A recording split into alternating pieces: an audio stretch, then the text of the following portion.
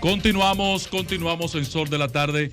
Antes de que intervenga nuestro compañero Federico Jóvenes, Domingo, tú que trabajaste, conoces la mecánica de los maestros. Yo he terminado aquí como un baboso porque... ¿Cómo así? Porque yo he acompañado a los maestros en la lucha por la conquista del cumplimiento, por hacer que el Ministerio de Educación cumpla los acuerdos del año pasado, cuando en campaña del ADP el ministro Fulcar firmó unos acuerdos porque creía que iba a ganar las elecciones y después se ha echado para atrás para no cumplirlos. Y dentro de esas demandas está el del 25% de los salarios. Hoy yo digo que todos los sectores de la vida nacional, los privados, públicos, tienen que revisar su salario porque la inflación desbarató la capacidad de adquisición de bienes y servicios del dominicano. 2 dígitos, más del 14% de inflación, aunque el Banco Central diga lo que le dé la gana. Entonces, han llegado a un acuerdo, y yo quisiera que Eduardo me aclare esta vaina, porque yo aquí he casi peleado en este escenario por el acuerdo de los maestros y por su salario. Entonces llegan a un acuerdo de un 10%. Un 10%. El cual ni siquiera es retroactivo a enero, que era lo que pedía la ADP, sino que posiblemente sea retroactivo a marzo. Oigan bien. O sea, que es prácticamente dándolo por batata. Entonces, no entiendo. Hidalgo, te voy a pedir desde aquí, estimado amigo, yo me ofrecí para ser tu asesor, pero no me has aceptado la oferta. ¿Qué pasa, Fafa? Riéndome de esa frustración tuya. De que no ¿Qué pasa, Fafa? Hidalgo, mire, patrón, para que esa cosa que ustedes están haciendo con el gobierno, llegando al acuerdo, con lo que no están de acuerdo los profesores del PRM, para que esté claro, los profesores del PRM no están de acuerdo. Esto que yo estoy diciendo es luego de conversar con parte de ellos. Que tengo información de la situación del PRM interna y su proceso interno. Hay noticias importantes, primicias inmediatas. Mire, si usted, Eduardo Hidalgo, no va a comprometer al gobierno que además de ese 10% que ustedes ya aceptaron, por lo menos en julio, la segunda mitad del año, en agosto o con el inicio del próximo año escolar, le entreguen otro 10%, eso es un disparate. Eso no tiene sentido. No valió la pena la lucha. La sangre que hemos entregado por esta lucha no valió la pena.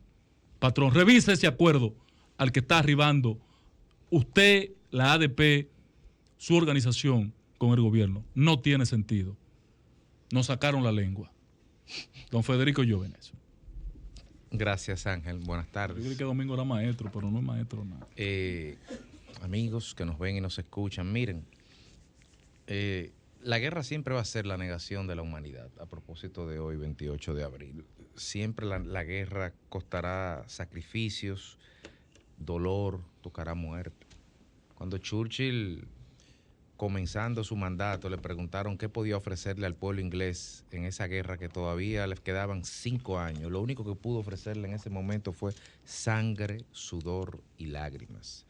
Y en esta guerra contra la pandemia y en esta redefinición del orden mundial que se está dando en nuestras narices y que después los libros de historia recogerán, que se manifiesta con la guerra de Rusia y Ucrania, ninguna sociedad saldrá indemne. Y tenemos que ver esto como una oportunidad para, en este contexto de crisis, poder redefinir ciertos patrones, ciertos roles, ciertas instituciones, ciertos modelos, y no pensar que todo volverá a ser como antes, porque nada volverá a ser igual.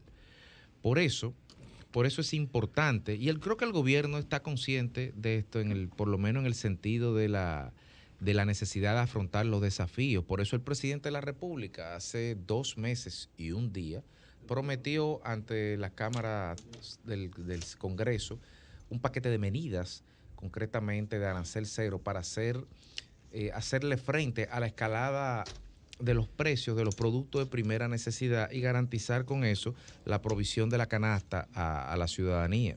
Eso despertó, eso despertó muchas críticas y muchos rechazos, algunos con fundamentos teóricos, conceptuales y economicistas, como los comerciantes, que un desdén, en un gesto de solidaridad sin precedentes, quiere que el pueblo tenga producto barato y por lo tanto están de acuerdo con que se importen alimentos a tasa cero.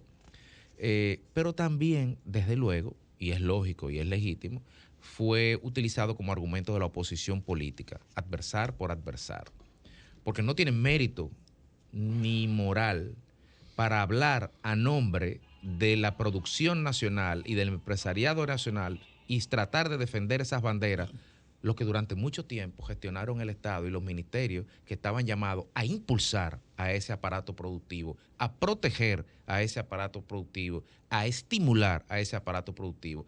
Ahora el empresariado sí es bueno, ahora la industria nacional sí es buena, ahora el tejido social productivo de los productores de carne, pollo del Cibao y cerdo y todo, ahora es muy bueno, Pero hace 5 años, 10 años, 15 años, cuando habían que tomar medidas contundente y robusta para poder reforzar el aparato productivo nacional ante la embestida de productos extranjeros que iban a venir como consecuencia del TLC, por solo citar un caso, como consecuencia de la irrupción a China, que bueno, el anterior gobierno fue quien hizo esa apertura, cosa que saludamos y defendemos, desde luego. Pero todo esto es normal. Lo que quiero es, pasando la página, señalar que el 26 de abril el Senado de la República, me parece que fueron 20 votos a favor y 8 en contra, aprobó en segunda lectura la ley de arancel cero. Es una ley que, como muy bien señaló el director ejecutivo del CONEP, no fue lo hablado. ¿Por qué no fue lo hablado? Porque lo que se planteó en un principio era totalmente diferente a lo que se aprobó recién. Lo que se llevó al Congreso y se discutió en la Cámara de Diputados en su momento era una ley básicamente directa, donde no había capacidad alguna de poder proteger de alguna manera frente a la embestida de una libre apertura desregulada y descontrolada de productos importados por cualquier persona, a cualquier forma. Eso iba a desguarnecer el aparato. Entonces, el presidente, hay que decirlo, y el gobierno, hay que decirlo, escuchó las voces de las personas, de las instituciones que tenían legítimas preocupaciones de no supeditar o volver a prácticas mercantilistas y proteccionistas. No, simplemente establecer mecanismos que ya estaban ahí, como la Comisión de Importación Agropecuaria, y darle validez a estos mecanismos para que fueran estos mecanismos los que pudieran determinar que lo que entre para soliviantar y garantizar que la ciudadanía pueda tener acceso a los productos de primera necesidad a precios razonables, eso fuera lo primero, pero que eso no se hiciera en detrimento de importaciones masivas y desreguladas que pudieran hacer una sobreoferta y hacer colapsar la industria nacional. Porque en algún momento, señores, en algún momento esta crisis va a pasar. Y cuando esta crisis pase, 6 meses de la temporalidad de la ley de las exenciones fiscales, cuando esta crisis pase, 6 meses, 12 meses, año y medio, 2 años, las industrias tienen que estar ahí. Los empleos tienen que estar ahí. Y yo creo, me sumo a incluso Iván García, presidente de la Asociación de Comerciantes, incluso saludó, me parece muy correcto de su parte, saludó la aprobación de la ley en la forma en que se hizo, incorporando la Comisión de Importaciones Agropecuarias, para que a través de esta se pudieran expresar los órganos, las instituciones productivas nacionales que legítimamente pudieran entender que estas importaciones masivas pudieran afectar la capacidad productiva nacional.